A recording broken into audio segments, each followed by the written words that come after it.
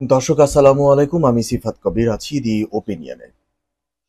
ইতিমধ্যেই আপনারা লক্ষ্য করছেন যে বাংলাদেশকে নিয়ে বহু মানে বহু জায়গা থেকে বেশ বিভ্রান্তিমূলক তথ্য ছড়ানো হচ্ছে এবং যদি আমি বলি যে ভারতের গণমাধ্যমগুলো এমন কিছু তথ্য ছড়াচ্ছে যা হয়তোবা বাংলাদেশের এগেইনস্টে চলে যাচ্ছে।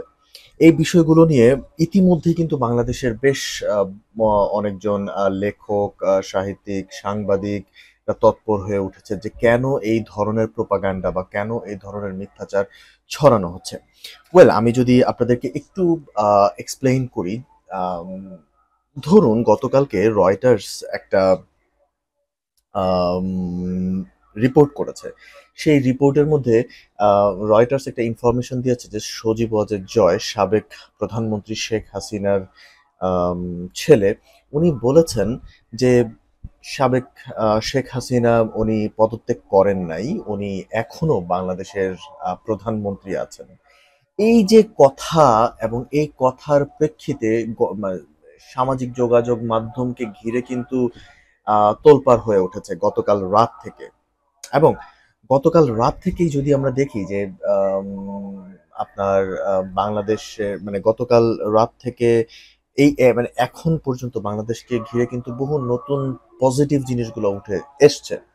এবং এই পজিটিভ বিষয়গুলো নিয়ে আমরা কথা বলছি না। আমরা কিন্তু কথা বলছি সেই বিভ্রান্তিমূলক তথ্যগুলো নিয়ে। এখন আমরা যদি এই বিভ্রান্তিমূলক তথ্যের মধ্যেই পড়ে থাকি তবে কিন্তু সেটি আমাদের উন্নয়নের বাধা হতে পারে।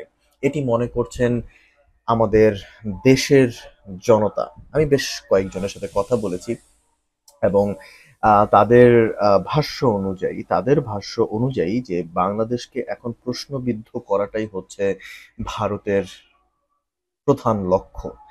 এই যে একটা পার্সপেক্টিভ জনগণের মধ্যে তৈরি হয়েছে এটি মোটেও ভারতের জন্য সুখকর নয় বলে আমি মনে করি। কারণ আমি আমার প্রিভিয়াস একটি এপিসোডে কিন্তু আমি বলেছিলাম যে ভারতের সঙ্গে বাংলাদেশের সম্পর্ক ভালো হতে পারে যদি ভারত চায় তবেই। কিন্তু আপনি যদি লক্ষ্য করে দেখেন যে আমি আমার আগের এপিসোডেও বলেছি যে ভারতের প্রতি কেন বাংলাদেশের মানুষের ক্ষোভ, মানে জনতার ক্ষোভটা কোন জায়গায় এবং বাংলাদেশের জনতা কি দাবি উঠিয়েছেন। আমি আমার প্রিভিয়াস কথায় বলেছি যে বাংলাদেশের মানুষ জানতে চায় ভারতের সাথে করা সেই চুক্তিগুলো। আমি যদি একটু আবারও রিক্যাপ করি যে আম বাংলাদেশের সাথে ভারতের করা সেই চুক্তিগুলো তারা মানে চাইছে যে সরকার সেটি প্রকাশ করুক এবং বর্তমানে বাংলাদেশে কত ভারতীয় আছে এবং তারা কি কাজ করছে, তাদের ওয়ার্ক পারমিট আছে কিনা এই বিষয়গুলো জনগণ জানতে চাইছে, জবাবদিহিতা চাইছে। তারপর হচ্ছে বর্ডার কিলিং ইস্যুতে তারা সোচ্চার হয়ে উঠেছে বাংলাদেশের জনগণ। তারপর হচ্ছে ইলেকশন ইন্টারফেয়ারেন্স, তারপর ইলেকশনস এর মধ্যে হচ্ছে আপনার রিগিং, ভোট রিগিং, এই সব জায়গাগুলোতে জনগণ মনে করছে যে ইন্ডিয়ার একটা অদৃশ্য সাহায্য হয়তোবা বাংলাদেশের উপরে আছে। আমি যদি আরো প্রিসাইসলি বলি, ইন্ডিয়ার হয়তোবা অদৃশ্য একটি ছায়া বাংলাদেশের প্রিভিয়াস রেজিম যারা ছিল, শেখ হাসিনার সরকার, আওয়ামী লীগ যারা ক্ষমতায় ছিল তাদের উপরে ভারতের একটি অদৃশ্য ছায়া ছিল। যার কারণে তারা ১৬ বছর, আমি যদি ১৬ বছরের সাথে আরো কিছু এড করলে মানে এটা হতে পারে ১৭ বছর। ১৭ বছর তারা প্রপার ওয়েতে ক্ষমতায় ছিল। এবং সেই ১৭ বছরে ভারতের একটা অদৃশ্য ছায়া কিন্তু আম আওয়ামী লীগ এবং তার সরকারের উপরে ছিল। এটিই কিন্তু মানে ইতিমধ্যেই জানে এবং অনেকে একটা আম বাংলাদেশের মধ্যে বাংলাদেশে কিন্তু একটা কথা উঠেছিল। আপনি যদি একটু খেয়াল করে দেখেন দর্শক যে আম বেশ আ গত বছর যখন মালদ্বীপের ভারতপন্থী যেই সরকার, মালদ্বীপের জনগণ কিন্তু তাদেরকেও সেখান থেকে সরিয়ে দিয়েছে। আমরা নেপালেও আ সেইম বিষয়টা দেখেছি এবং ২০২৪ এ এসে কিন্তু বাংলাদেশেও আমরা সেইম বিষয়টাই দেখলাম। কেন ভারতের উপর এত ক্ষোভ? এটি বাংলাদেশে হলে মানা যেত। মালদ্বীপে কেন? নেপালে কেন? শ্রীলঙ্কায় কেন? ভারতেই কেন মানুষের ক্ষোভ? আমি গত ২ দিন আগে আমি শুনছিলাম কেউ একজন বলছিলেন যে অতিরিক্ত প্রেশার এবং অতিরিক্ত মানে স্বার্থ হাসিল করতে যেয়ে ভারত আসলে সব জায়গায় তার গ্রহণযোগ্যতা হারাচ্ছে। এটি কিন্তু একদম, যদি আমি একদম সহজ বাংলায় বলি, এটি কিন্তু যেমন আপনি যদি একটু লক্ষ্য করে দেখেন, এত বছরের সাজানো আওয়ামী লীগ সরকারের এত বছরের সাজানো আম এত বছরের তৈরি করা এবং এত বছরের সাজানো ঘরগুলো কিন্তু একদম এক, এক করে পড়ে যাচ্ছে। তাসের ঘরে পরিণত হয়েছে। তাসের ঘর কি হয়? তাসের ঘরের মধ্যে আপনি একটা টোকা দিলে যেরকম সব তাস পড়ে যায়, ঠিক ওইভাবে কিন্তু তাসের ঘরের মতো সবকিছু পড়ে যাচ্ছে। আজকে প্রধান বিচারপতি পদত্যাগ করলেন। তার পাশাপাশি পদত্যাগ করলেন আম আম ঢাকা বিশ্ববিদ্যালয়ের উপাচার্য মাকসুদ কামাল, এবং আমরা যেটি জানি যে বিচারপতি ওবায়দুল হাসান, মানে প্রধান বিচারপতি ওবায়দুল হাসান সম্পর্কে কিন্তু বেশ আ আম অনেক অভিযোগ রয়েছে। যেমন আজকেই কিন্তু আমাদের আ অভ্যন্তরীণ সরকারের উপদেষ্টা আইন উপদেষ্টা আম আসিফ নজরুল কিন্তু একটি কথা বলেছেন। সেটি হচ্ছে যে প্রধান বিচারপতি যখন ছাত্র জনতার আন্দোলন চলছিল, ঠিক সেই মুহূর্তে কিন্তু প্রধান বিচারপতি একটি কথা বলেছিলেন। সেটি হচ্ছে যে আন্দোলন করে কি রায় পাল্টানো যায়? এই ধরনের মন্তব্য কিন্তু পুরো দেশের মানুষের কাছে প্রশ্ন উঠেছে, এবং দেশের মানুষ কিন্তু প্রশ্ন করেছে যে একজন প্রধান বিচারপতি তিনি এই ধরনের কথা বলতে পারেন কিনা? এবং এটিও অভিযোগ রয়েছে, অনেকে বলেন না, ইনফ্যাক্ট এটি খুবই সত্য কথা যে প্রধান বিচারপতির ট্র্যাক রেকর্ড, মানে প্রিভিয়াস ট্র্যাক রেকর্ড যদি আমরা দেখি, সেটা কিন্তু আওয়ামী লীগ ঘেঁষা। এবং ওনার বড় ভাই, সম্ভবত বড় ভাই আওয়ামী লীগের একজন মন্ত্রী, আই মিন এমপি, এরকম কিছু আমি শুনেছি। খুব ভালো করে আমি জানি না। তবে এই সব জায়গার মধ্যে যে দলীয়করণ হয়েছে বাংলাদেশের মধ্যে, এবং এই ক্ষোভের জায়গাটা কিন্তু জনগণ ভুলতে পারছে না, এবং তার উপর যদি হয় যে ভারতের প্রোপাগান্ডা, ভারত তার গণমাধ্যমের থ্রুতে যে প্রোপাগান্ডা ছড়াচ্ছে, যেই কথাগুলো ভারতের বিভিন্ন পত্র পত্রিকায় আমরা দেখতে পাচ্ছি, আসলে বাংলাদেশের আ জনগণ, বাংলাদেশের গণমাধ্যমগুলো বুঝতে পারছে না যে ভারত আসলে কি করতে চাইছে। সো আমি শুধু একটা কথাই বলব যে ভারতের এখানে উচিত হবে যে উম আ আপনাদের আসলে বাংলাদেশের আগামী দিনের পররাষ্ট্র নীতিটা ভালো করে স্টাডি করা।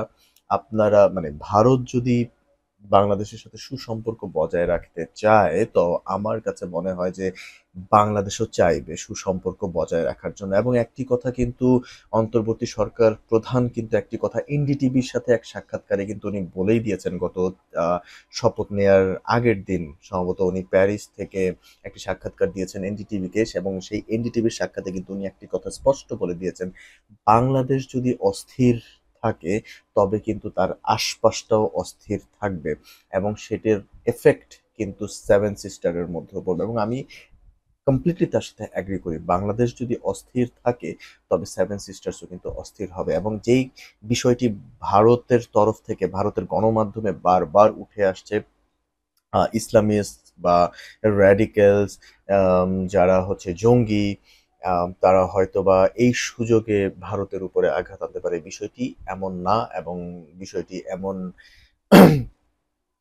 হবে কিনা সেটি অবশ্যই আমাদের যে অভ্যন্তরীণ সরকার আছে, যারা এই মুহূর্তে দেশ পরিচালনা করছে, তারা যথেষ্ট অভিজ্ঞ বলে আমি বিশ্বাস করি।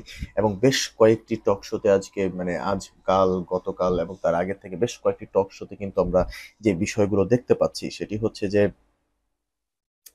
অনেকেই বলছেন যে এত বছর পরে যেই সরকারটি, মানে একটি সরকার তো ১৬-১৭ বছর একটা দেশ চালালো, এবং সে, মানে সেই সরকার, সেই দল তাদের মতো করে কিন্তু আম সবকিছু তৈরি করেছে। এখন একদিনে কিন্তু আমরা এই সরকারের কাছে কিছু এক্সপেক্ট করতে পারি না। একদমই স্বাভাবিক। আমরা এই সরকারের কাছে একদিনে কোনো কিছু এক্সপেক্ট করতে পারি না। ঠিক সেই সেম ভাবে ভারত বাংলাদেশকে একদিনে জাজ করতে পারে না। এটি হয় না। ভারতকে সময় দেওয়া উচিত। ভারতকে চিন্তা ভাবনা করা উচিত যে ভারতের সাথে বাংলাদেশের আগামীর সম্পর্কটা কেমন হবে। কারণ আমি বিশ্বাস করছি, আমি সহ পুরো বাংলাদেশ বিশ্বাস করছে যে আগামীর বাংলাদেশটা ভালো হবে। কারণ ইতিমধ্যে তারা কিছু পদক্ষেপ নিয়েছে, অন্তর্বর্তী সরকার এবং তার উপদেষ্টারা কিছু পদক্ষেপ নিয়েছে এবং সেই পদক্ষেপগুলোই আমি বিশ্বাস করি সামনে বাংলাদেশের জন্য ভালো কিছু বয়ে আনবে।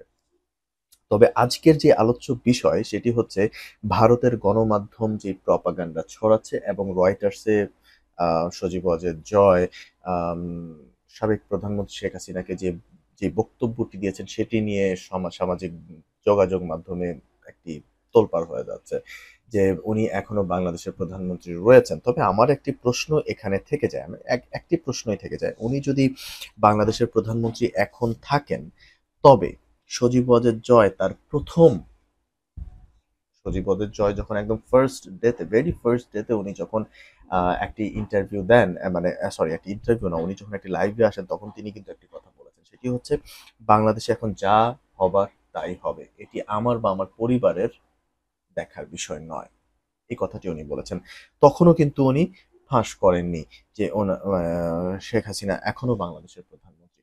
তার ২ দিন পরেও যখন উনি এনডিটিভিতে কথা বললেন, তারপর আবার উনি লাইভে গেলেন, উনি কখনোই এই কথাটি বলেননি। হঠাৎ করে গতকাল রাতেই কেন তিনি এই কথাটি বললেন? এবং আমি কিন্তু আবার সজীব ওয়াজেদ জয়কে একটি বার্তা, মানে একটি বার্তা না, বেসিক্যালি আমি তার একটি যে একটি কথা, যেই স্টেটমেন্ট কোট আনকোট উনি যে কথাটি বলেছেন সেটি হচ্ছে উনি খালেদা জিয়ার যেই বক্তব্য সেটির প্রশংসা করেছেন এবং উনি বলেছেন যে ভবিষ্যতে তারা একসঙ্গে কাজ করতে চান এবং এই বাংলাদেশ থেকে যে অপরাজনীতি সেই অপরাজনীতিকে দূর করতে চান।